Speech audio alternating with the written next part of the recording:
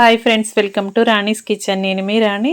Friends, ఈరోజు recipe వచ్చేసి breakfast recipe అండి. బ్రేక్ఫాస్టే కాదు, ఈవినింగ్ టీ టైంలో కూడా చేసుకునే రెసిపీ అండి. ఒక బంగాళదుంపతో చాలా కమ్మగా, లోపల గుల్లగుల్లగా, టేస్టీగా ఉండి చిన్న పునుకులు అనేవి చేసి చూపించబోతున్నాను. ఆ ప్రాసెస్ అంతా చూడండి. వీడియోని ఫస్ట్ నుంచి లాస్ట్ వరకు స్కిప్ చేయకుండా చూడండి. ఎప్పుడు కూడా మనం మినపప్పు, బియ్యం రుబ్బి పునుకులు అనేవి చేసుకుంటూ ఉంటాం. మైదా పిండి పునుకులు అనేవి చేసుకుంటూ ఉంటాం. ఈ పునుకులు అనేవి చాలా డిఫరెంట్గా, టేస్టీగా ఉంటాయండి.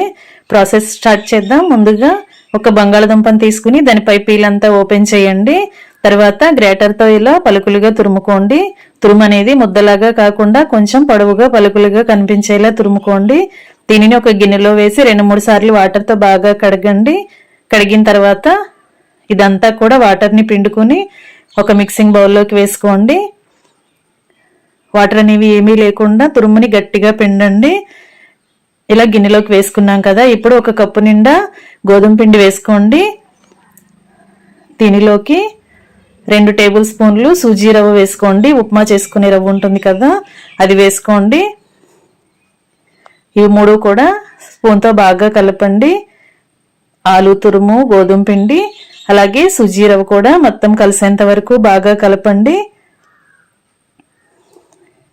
మనం ఏ కప్పుతో అయితే గోధుమ పిండి తీసుకున్నామో అదే కప్పుతో ఒక కప్పు నిండా చిక్కటి మజ్జిగ గాని పెరుగు గాని వేసుకోండి. నేను మజ్జిగతో పిండి అనేది కలపబోతున్నానండి. మీరు పెరుగు తీసుకునే అయితే ఒక అరకప్పు పెరుగు, అరకప్పు వాటర్ తీసుకుని కలుపుకోవచ్చు. లేదంటే కప్పు నిండా పెరుగు అయినా కూడా తీసుకుని కలుపుకోవచ్చు. నేను చిక్కగా ఉన్న మజ్జిగను ఒక కప్పు వరకు వేసి పిండిని బాగా కలుపుతున్నాను. పిండి అనేది మరీ జారుగా లేకుండా చూసుకుంటూ కలుపుకోండి. ఒకేసారి ఎక్కువగా పోయకుండా కొంచెం కొంచెంగా పోసుకుంటూ కలపండి. మరి పిండిని జారుగా కలిపినట్లయితే పునుకులు అనేవి ఆయిల్ ఎక్కువగా పీల్చేస్తాయి. కొంచెం గట్టిగానే పిండిని కలుపుకొని ఒక అరగంట పాటు పక్కన పెట్టండి. పిండి అనేది బాగా నానుతుంది. అరగంట తర్వాత చూసినట్లయితే పిండి అంతా కూడా మజ్జిగను బాగా పీల్చుకొని సాఫ్ట్గా వచ్చింది.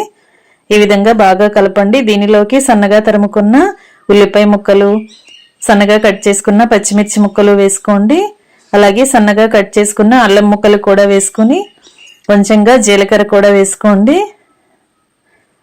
అలాగే సన్నగా కట్ చేసుకున్న కొత్తిమీర, కరివేపాకు కూడా వేసుకోండి. ఇప్పుడు వేరొక బౌల్ తీసుకుని దానిలోకి 1 టేబుల్ స్పూన్ పెరుగు వేసుకోండి. దానిలో పిండికి సరిపడా, టేస్ట్కి సరిపడా సాల్ట్, అలాగే 1 టేబుల్ స్పూన్ బేకింగ్ పౌడర్ కానీ, వంట సోడా కానీ, ఈనో ప్యాకెట్ కానీ కట్ చేసి వేసుకోండి. ఇదంతా కూడా పెరుగులో కలిసేలా బాగా కలపండి. మనం ఇలా పెరుగులో వంట సోడా, సాల్ట్ కలిపినట్లయితే బాగా కలుస్తాయి. అలాగే 1 టేబుల్ స్పూన్ ఆయిల్ కూడా పెరుగులో వేసి ఇవన్నీ కూడా బాగా కలపండి. ఈ విధంగా ఒకసారి బాగా కలిపినట్లయితే వంట సోడా అంతా కూడా యాక్టివేట్ అయ్యి పెరుగు అంతా కూడా బబుల్స్ లాగా వస్తుంది. ఈ విధంగా కలిపి మనం ముందుగా ప్రిపేర్ చేసుకున్న మిక్సింగ్ బౌల్లోకి వేసుకుని బాగా కలపండి. ఇప్పుడు మొత్తం అంతా కూడా ఒకసారి బాగా కలపండి. మనం వేసిన సాల్ట్, వంట సోడా, పెరుగు, ఆయిల్ అంతా కూడా బంగాళదుంప తురుములో, గోధుమ పిండి, బొంబాయి రవ్వలు మొత్తం అంతా కూడా బాగా కలిసిపోయేంత వరకు కలపండి. వేళ్లతో ఇలా నేను చూపించిన విధంగా పిండిని బీట్ చేస్తున్నట్లుగా కలిపారంటే పిండి అంతా కూడా బాగా సాఫ్ట్గా వస్తుందండి. మనం గోధుమ పిండిని యూజ్ చేసాం కదా, చిన్న పునుకులు అనేవి గుల్లగా రావాలంటే పిండిని ఎక్కువగా ఇలా వేళ్లతో బీట్ చేస్తూ కలపండి. కలపటం కంప్లీట్ అయిన తర్వాత స్టవ్ ఆన్ చేసి కళాయి పెట్టుకుని డీప్ ఫ్రైకి సరిపడా ఆయిల్ పోయండి. ఆయిల్ కాగిన తర్వాత ఫ్లేమ్ మీడియంలోకి అడ్జస్ట్ చేసుకుని కొంచెం కొంచెంగా పిండిని తీసుకుంటూ ఇలా ఆయిల్లో వేసుకోండి.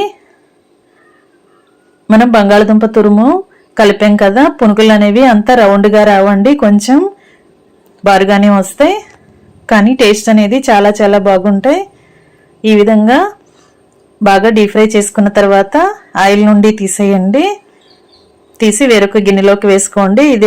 ఇదే ప్రాసెస్తో మిగిలిన పిండిని కూడా కొంచెం కొంచెంగా తీసుకుంటూ మనకి కావాల్సిన సైజులో పునుగులు అనేవి వేసుకోండి. కళాయికి పట్టినన్ని వేసుకుని అన్నీ కూడా ఇదేలా డీప్ ఫ్రై చేసుకోండి. ఈ చిన్న పునుకులు అనేవి చాలా టేస్టీగా ఉంటాయండి. ఇంతకుముందు ఎప్పుడు కూడా ఈ ప్రాసెస్తో మీరు పునుకులు అనేవి చేసి తినుండరు. ఒకసారి ట్రై చేసి చూడండి. టేస్ట్ అనేది చాలా చాలా బాగుండటమే కాకుండా పొటాటో రెసిపీస్ పిల్లలకి పెద్దవాళ్ళకి అందరికీ నచ్చుతాయి కదా. ఒకసారి ఒక బంగాళదుంపతో ఈ పునుకులు అనేవి చేసి పెట్టండి. ఇంట్లో చిన్నపిల్లల నుంచి పెద్దవాళ్ళ వరకు అందరికీ నచ్చుతాయి. మొత్తం అంతా కూడా డీప్ ఫ్రై కంప్లీట్ అయిన తర్వాత స్టవ్ ఆఫ్ చేసుకుని వేడివేడి పునుకుల్ని సర్వింగ్ ప్లేట్లోకి తీసుకోవటమే.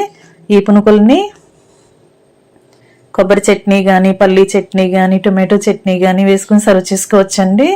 నేను ఆవకాయ ఊరగాయ పచ్చడితో, మామిడికాయ ఊరగాయ ఉంటుంది కదా, ఆ పచ్చడితో సర్వ్ చేయబోతున్నాను. మీరు మీకు నచ్చిన చట్నీని ప్రిపేర్ చేసుకుని సర్వ్ చేసుకోవచ్చు. ప్రాసెస్ అనేది నచ్చినట్లయితే మీరు కూడా కుక్ చేసి ఫ్యామిలీకి సర్వ్ చేయండి. రెసిపీ నచ్చినట్లయితే వీడియోకి లైక్ చేసి ఛానల్ని సబ్స్క్రైబ్ చేసుకుని పక్కనే ఉన్న బెల్ బటన్ క్లిక్ చేయడం మాత్రం మర్చిపోకండి. మరొక రెసిపీతో మళ్ళీ కలుద్దాం. Thanks for watching.